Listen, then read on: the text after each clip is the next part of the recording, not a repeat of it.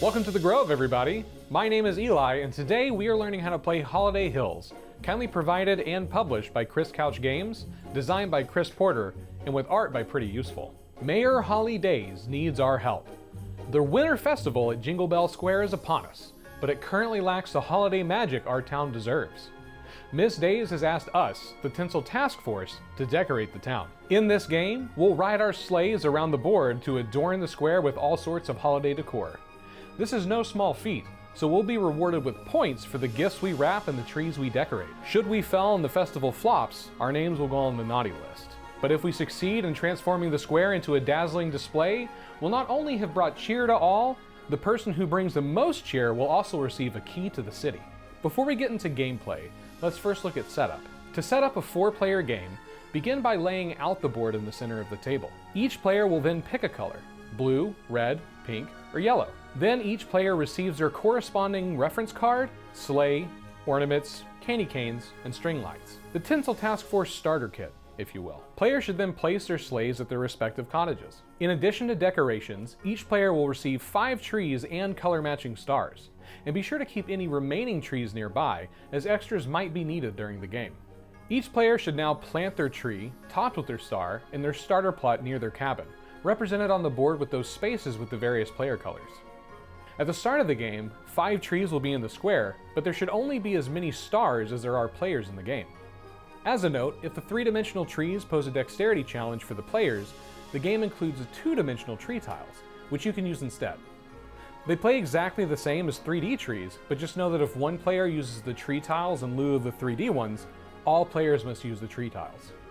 Once each player has their individual gear, set the dice near the board to form the supply. Lastly, we need to talk about these objective cards.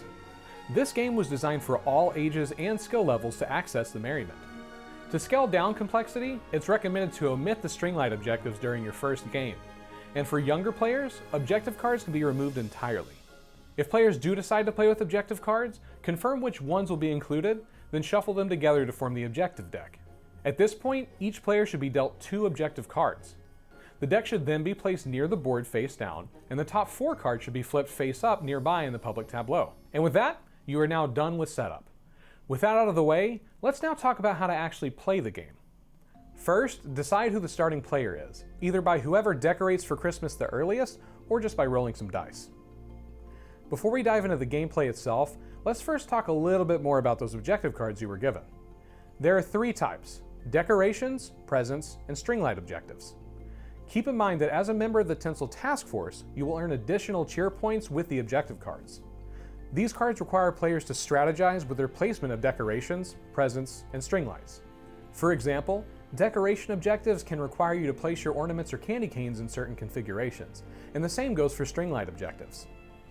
This decoration card requires a player to place their ornaments in an L shape on any trees in Jingle Bell Square.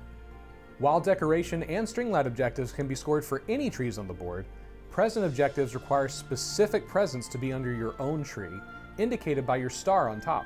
This card indicates a player must place 2 red presents, a green present, and a blue present under their tree. And with that out of the way, let's now review what you can actually do on your turn. Each turn has 2 phases: moving and taking actions. On your turn, you will choose to follow along the top or the bottom track clockwise around the board. You'll notice lots of symbols everywhere, and we'll go into what those mean in more detail here shortly, but just know that as you pass over these, you'll be allowed to take their actions. When you're ready, push your sleigh along one of the 2 paths, and then choose an action space to park at. You may progress down the path as far as you'd like, but players are required to stop at each cottage to take a break and have some milk and cookies. Now that you understand moving around the board, let's discuss what these various icons mean. Along the paths, there are 2 types of dice present actions, which represent collecting and delivering.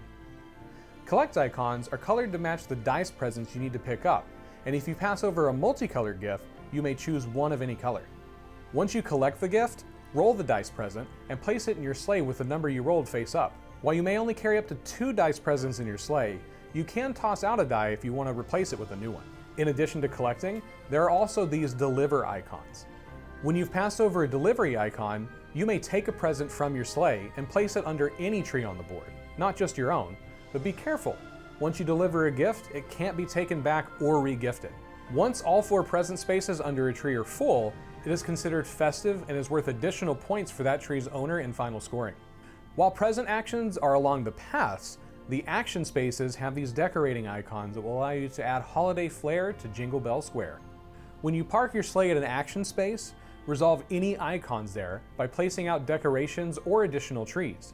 And remember that each tree has 4 open spaces for decorations. When you land on this tree symbol, you may add a tree to the board. Simply place your star on top of it and move it to any open plot.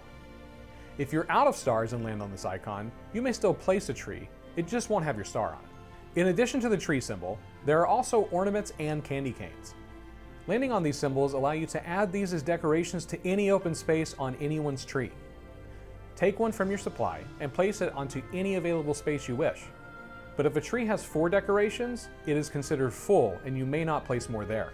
Finally, we have the lights icon, which allows you to string lights between 2 trees. You may rotate trees so open spaces are oriented how you'd prefer, but once a tree has string lights on it, just remember it may no longer be rotated. Just like the presents, once all 4 decoration spaces on a tree are occupied, the tree is considered full, and the owner will score additional points when tallying the scores. Decorations also have a few additional rules, which we'll talk about when we get to final scoring. Finally, if you come upon a cottage, you must stop and take a break. You need milk and cookies to deliver all these presents after all. At a cottage, you'll deliver up to 2 gifts and choose an objective card from the 4 face-up cards. Then replace the one you chose by drawing a new one from the objective card deck. Once you've gone around the board and looped back around to your own cottage, you must stop moving. If you're the first, second, or third player to reach your cottage, be sure to place your sleigh on the finish line card for some bonus points in final scoring. Play will continue until all other players have reached their cottages. When every member of the Tinsel Task Force has returned to their cottage and is merrily roasting chestnuts by the fire, it's time to tally up scores. We've already touched up on scoring a bit, but let's fully review it now. Players score points in 4 ways, and the game includes festive scoring sheets to keep track of everyone's cheer points. In a 4-player game, being the first, second, or third player to return to your cottage will earn you additional points. In lower player count games, this is reduced to only the first or second player to return to their cottage. In addition to racing around the board, you can also score points from your trees that are festive with gifts and full of decorations. If all 4 gift spaces under your tree have a present under them, your tree is considered festive and you'll earn 10 additional points per tree. Additionally, each of your trees that has all 4 decorations on it will earn you 8 points, as it's considered full. After you finish scoring full and festive trees, it's time to decide who contributed the most to each tree in Jingle Bell Square. For this score, the stars count as 1 decoration, and the player who placed the most on a tree earns the highest value dice present under that tree. The player with the second most decorations on a tree earns the second highest value dice present under the tree, and so on. If 2 players ever have the same number of decorations on a tree, they'll both score the appropriate number of points, so if they're tied for first, they'll both earn the highest value present. If they're tied for second, they'll both earn the second, and so on. Lastly, it's time to see who fulfilled their objective cards. At the bottom of your objective cards, you'll see point values that correspond to how many points you'll earn.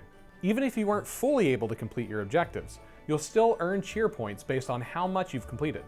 Remember that decorations and light objectives can be on anyone's trees, but present objectives must be under a tree with your star on it. At the Winter Festival, Mayor Holly Days will congratulate you at the jolly Jingle Bell Square, and you will receive your reward, the key to the city. Now that you know how to play the game, consider checking out our playthrough that is linked in the description and will be included at the end of this video. And that's everything you need to know to play Holiday Hills. Whip up some hot chocolate and grab your winter coat. It's time to find out who will be Santa's favorite helper and who will be put on the naughty list as you play Holiday Hills.